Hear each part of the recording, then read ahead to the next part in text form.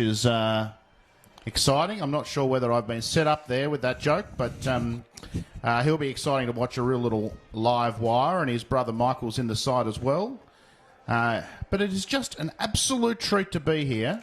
We are in a magical vantage point. You can see all of the bright spots of Hobart, and I'll leave most of the commentary to Chris and Brownie today, but I might find my feet in the second half after I've had a sav at half-time, and I'll come back in. I've got to say, I agree with you. The Leadham Divine Centre here, the brand new plush media box, it's a far cry from the old tower at KG5 that we were subject to last week, Brownie, but just a wonderful outlook, as you say, AJ, as we get just about all set for the first bounce here at North Hobart.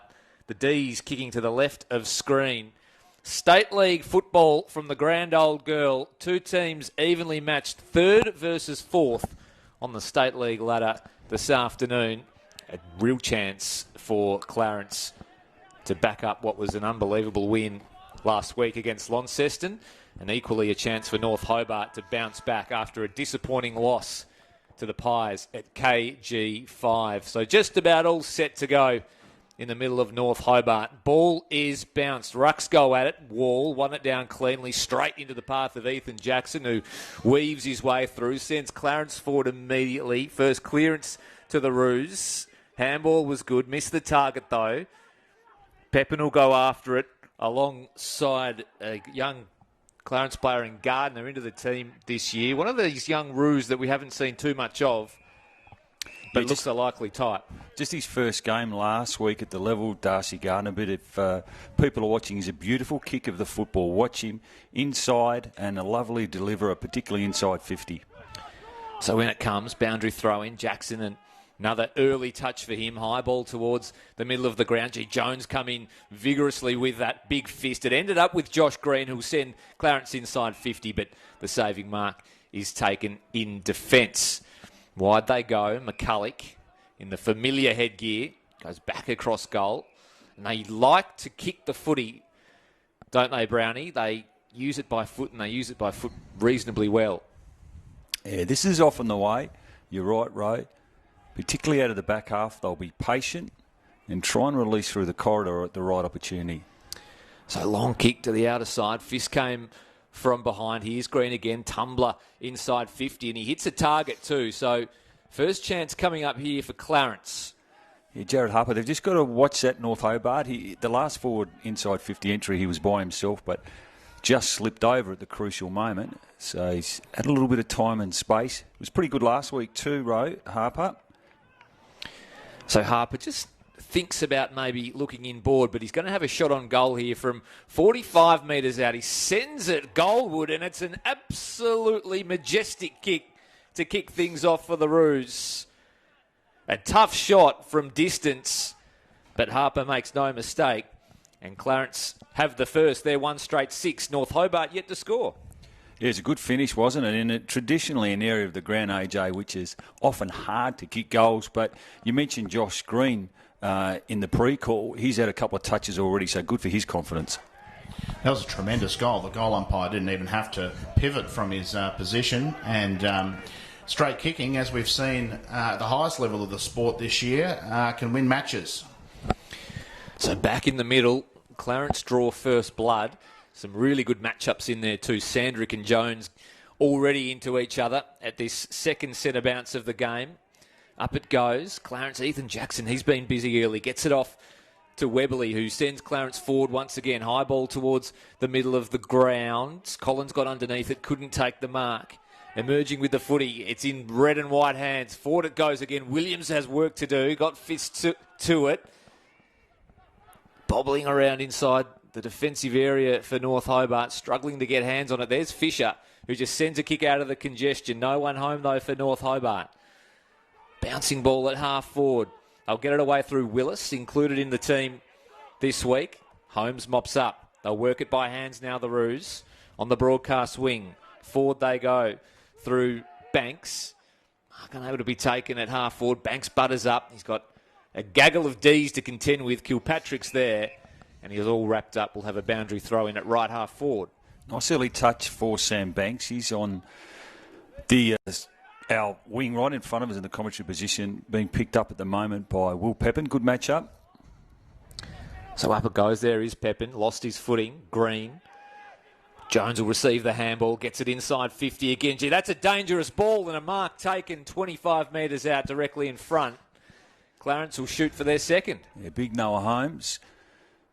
And played during the week, actually. Noah Holmes did a number of these boys, AJ, in a Guildford Young College match against Hutchins, where they played for the Alex Godomsky match, I believe. And he was prominent. Kicked 4 goals, I think, going back a few weeks ago at the senior level 2, Noah Holmes. Looks a promising young player, a tall forward who likes a goal into the team today. Makes no mistake on this occasion. He has his first and Clarence have their second. 2 early ones to the Roos. Well, great Brady start. Jones is up and about. He's taken his helmet off. He's coming to the bench. He might need to get some Velcro put back on, but he let a North Hobart player know about the hot start from the Roos out here. And Brownie before mentioned the difference between winning and losing last week meant so much. And that confidence is apparent in the first 5 minutes out here. Well, he did the right thing, Noah Holmes. He was playing in front. We know he's got a beautiful pair of hands and normally a pretty reliable set shot for goal. And he could potentially provide some headaches. Terrific start for the Roos. I don't think North Hobart have been inside 50 yet, have they, Ro? I don't think they've barely got it past halfway, have the D's. So some early alarm bells here for the home team as it goes up in the middle again. Wall won the tap. In the congestion, Riley's going to go after it for Clarence. Couldn't gather cleanly. Handball out of the congestion. Gee, McCulloch was hard. Rode a opponent into the ground. Didn't gather the footy, but forced a stoppage. And we'll have a ball up at centre-half forward for the Roos again as they press forward once more. Very promising start by Clarence, Chris, calling it beautifully. They have pep in their step out here in North Hobart Oval. Pack forms and there'll be a ball up. Just a match up to keep your eye on, boys. Baker Smith, you'd remember his dad, Matthew Smith, a terrific footballer for New Norfolk in particular, playing his second game for Clarence today. He's on Jake Steele. Now that's a good bit of trivia. I remember Matthew Smith busting a few packs open. Very good junior player, I remember, from the Mariners days as well. Yeah, had a good career over many years, Matty Smith, and is certainly a name in the Derwent Valley, that's for sure. So, chance here for North Hobart. Left half forward. Inside they go. Hardy will track it all the way to the goal line. Just needs to get boot to ball. In fact, it might have bounced through. Goal to try Menzie. Just a terrific bit of running play there, and could be the spark the D's need. It was terrific play. Great call, AJ. What he did, it looked like he was going to kick on his left foot, but he just had the presence of mind to straighten up. He had time to get on his preferred foot, and it looked like it was a really terrific inside 50 kick that gave Hardy the chance to run on. That's what it looked like, but the ball just kept on bouncing through. Good start, too, for Menzie. He was pretty quiet last week, but we know the North Hobart coaching staff have a very high opinion of this boy. It was terrific in the front half of the season, under 18 level last year. And it was just a little knock-on from Jake Steele. Yes. At right half forward. That bounce will need to be recalled. That's very, very wonky. And Hardy looks a likely type, an old-school footballer. He's sporting the same haircut as I prefer. And that was smart play to usher that through. Back to you, Rowie. So back in the middle we go. North Hobart with their first on the board. They'll look to double the goal tally if they can as Jeff Fisher tries to work something out of the congestion. Heavy big knock. Hit in the middle of the ground. And that's the late inclusion. Pokes down. Meanwhile, the Roos go forward. North Hobart in defence, though, stout, and they clear it, but only as far as Green. So Green now on the right foot. Elects to just kick across the ground. Has a man in Wiley. Kicks toward an open goal square. Like these chances, it's just offline that will go through for a minor score. Poke back on his feet, boys, which is a good sign. It was a heavy knock. He cannoned directly into Clint Riley, who's a tough nut. A bit more than a poke. It was a heavy frontal flat. Hardy, a long way from home, still with the same haircut. And the D's go forward through some of their young guns, Rowie. Menzie got it to Norton. Over the top now. Gee, he sold his teammate into a little bit of trouble in McGuinness.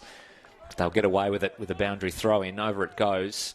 Right in front of our broadcast position here in the Leadham Devine Centre, which is Very, very nice digs for us, that's for sure, as Hardy makes his way to the bench. In it comes once again. Let's go at it. Sandrick hasn't had an influence yet. Reeves lays a tackle on Jones, and we'll have a ball up. You mentioned Sandrick, Ray. He was terrific last week, wasn't he? North Hobart's best player, 28 touches. Yeah, he was everywhere, and I reckon they would have done their homework on that man who feeds it out from the stoppage. North Hobart starting to get their hands on the footy here a little bit as Kilpatrick sends a left foot ball towards half forward, and that's a good mark coming out. So they'll go inside here. Again, the D's via the boot of Willis. Over the back of the pack. Chance for the D's. Preshaw will clean up. He's got work to do. Left foot ball. Bouncing. Gee, Howlett got a really bad bounce. He'll look for the salvation of the boundary line. It won't come as they scramble on a loose footy. Kept alive here by the Roos. Chance again through Reeves. Little tumbler inside 50. Missed the target. Menzies at the back again. Can he kick a second? He'll have to do so from a tight angle. Get kicked around the corner. And that is an absolute gem. I've seen him play a lot of footy, Jai Menzies, at underage level. And we've said a few times on the stream, he just has wonderful forward line craft. Knows his way around the goals. Just gets in the right spots. And a terrific finish again. And great start for him personally, AJ. 2 goals. That was a beautiful finish because they had the numbers, the D's. But by the time he picked it up, he was in a very tight spot in the pocket and he threaded the needle. North Hobart, just like Clarence did in the first 5 minutes, looked dangerous forward. Sean Willis back in the team. Took that great mark there on half forward, and he'll be a presenting option all day, I imagine. And he's already proving it to be a bit of a connector, isn't he? Like a bit of a target across half forward and sticky mitts early. Ultimately resulting in that Jai Menzies goal, and he's one to look out for this afternoon as the D's look to go forward again. A scrappy ball forward in the hands of Norton now. Big tackle laid by Holmes. Eventually got his hands free.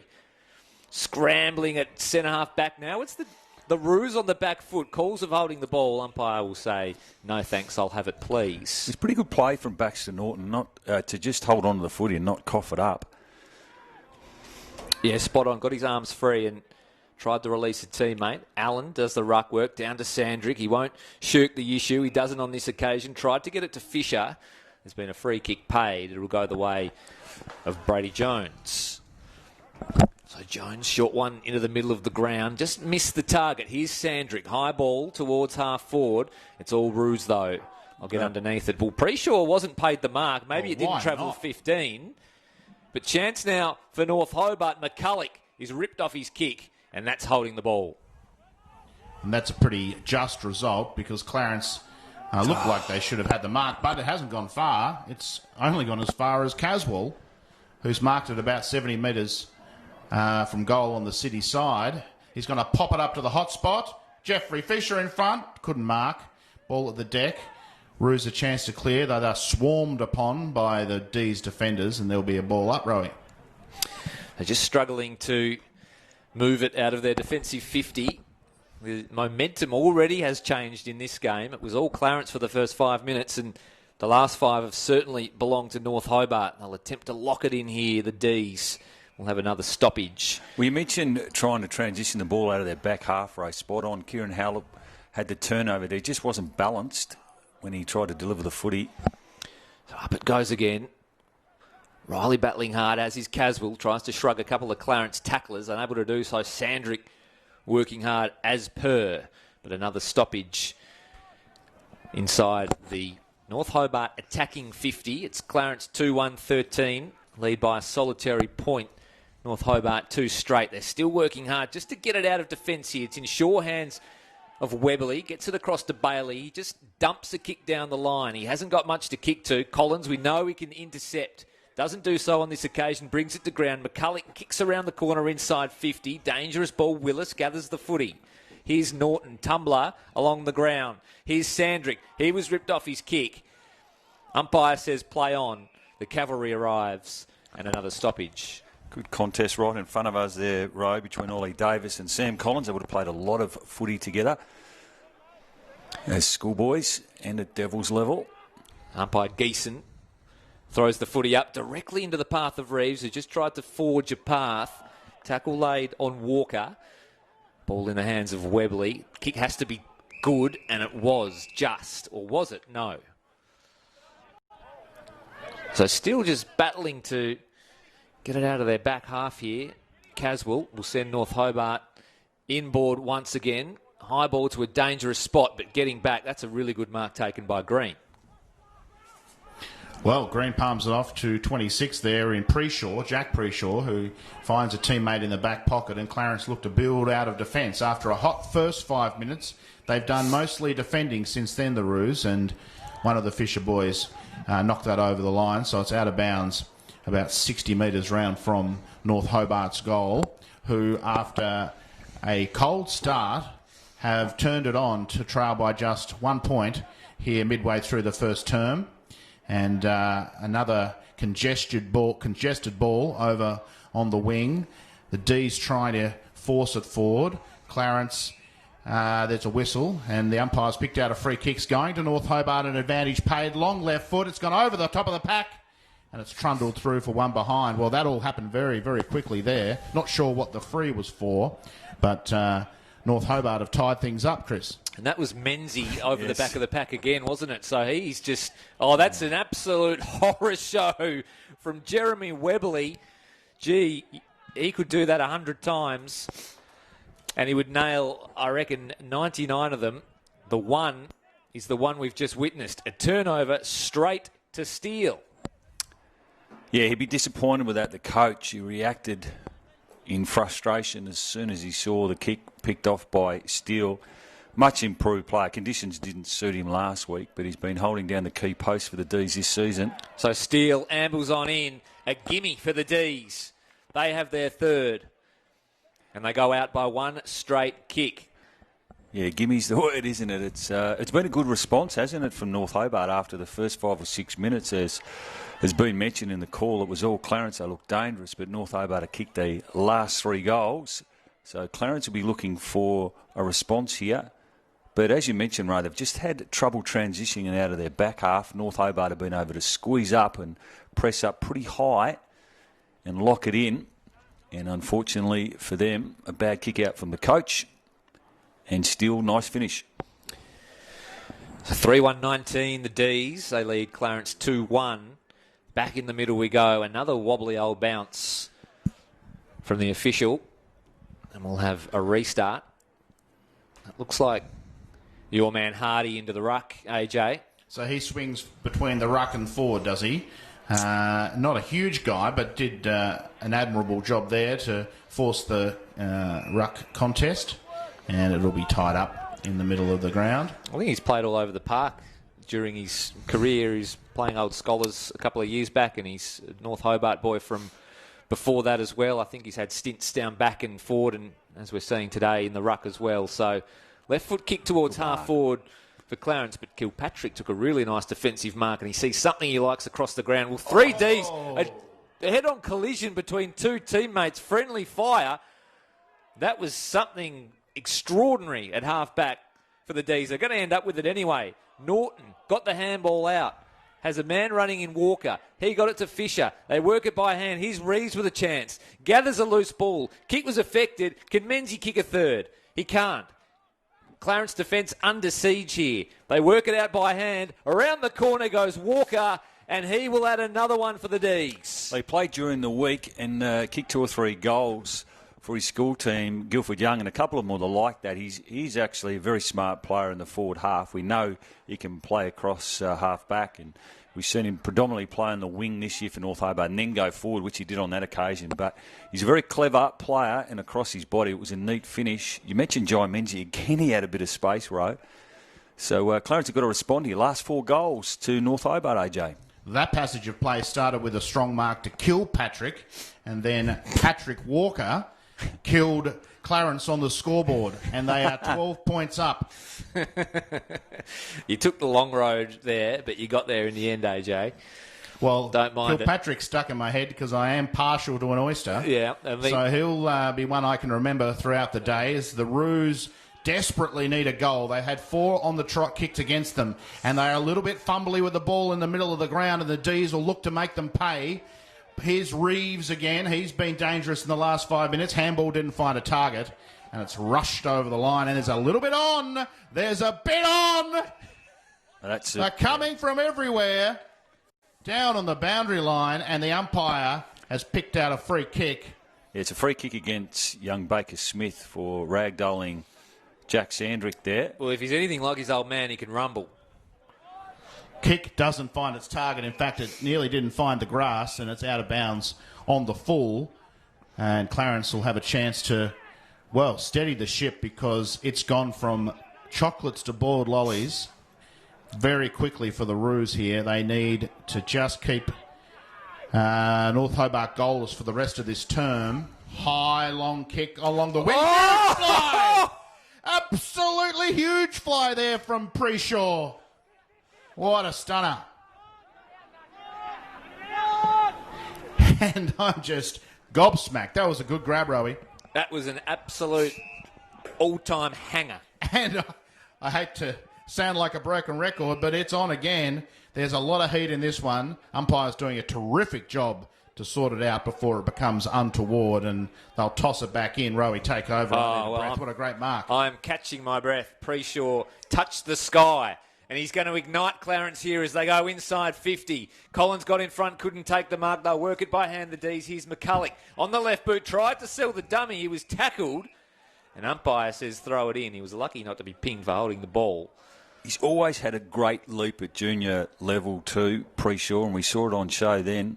Just a young man, but terrific contested mark. Gee, that was something, that mark. Gee, we had the The box ball seat hung as well. in the air for a millennia. I had time to, watch the whole Hobart skyline behind it, and then when I looked back to ground level, he launched. We saw that remarkable mark down at the Twin Ovals a few weeks ago, but that was in the same category. Back into the middle now. Clarence need a little spark. Well done, Gardner. Who can bring it? Quick kick out wide from Harper. Finds a teammate. So here's a chance for Clarence to go inside 50, Rowie, which in the last 10 minutes has been a pretty rare occurrence. Kick cut off by the D's defender, and he'll switch play to the other side to a 2-on-1. Clarence a chance to pounce. D's player goes back in to try and tie things up. Clarence has the football. Little handball out now. Snap from the pocket. It's across the face, and the D's will mark safely in defence. Yeah, just a fumble there from young George McLeod in his second game today for North Hobart. Just got away with one there. The D's, it was in pretty dangerous hands. Ollie Davis, he couldn't quite make the connection that he needed. And the D's will have the footy. In fact, they'll have a 50-metre penalty for an indiscretion somewhere along the line, which is always handy when you're looking to bring it out of defence. They'll take it all the way to the middle of the ground. Here's Menzies calling for something up the ground. He's, almost picked off Willis, who was in the hole. Couldn't quite get it to him. Bobbling around on the outer side now. Wall on hands and knees. Long way down for him. He's a big man. Tackle laid by Reeves.